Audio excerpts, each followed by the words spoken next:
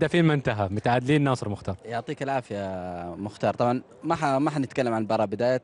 التنافس بأهداف الدوري يعني تنافس شديد جدا بين ناصر ومختار. اليوم ناصر مسجل 4 أهداف، مختار مسجل هدفين. أول شيء بسم الله الرحمن الرحيم. طبعا أبارك للجمهور على النتيجة والأداء. أحب أبارك لأبو وهج حبيبي السوبر هاتريك اللي سجله اليوم. طبعا أتمنى له التوفيق، أتمنى إنه يكون هداف، بس أتمنى لناصر التوفيق. في النهاية لربي كاتبه هو اللي بيصير. اليوم مختار يسجل ويصنع بطريقة احترافية لهدف عبد الفتاح السيري. الكابتنية كان لها دور. مو الكابتنية لها دور، الحمد لله أول شيء.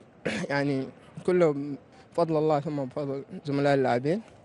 يعني وأنا شخصيا قبل المباراة تكلمت أحب أهدي الفوز هذا والأداء والنتيجة فواز القرني، نقول له عودة حميدة.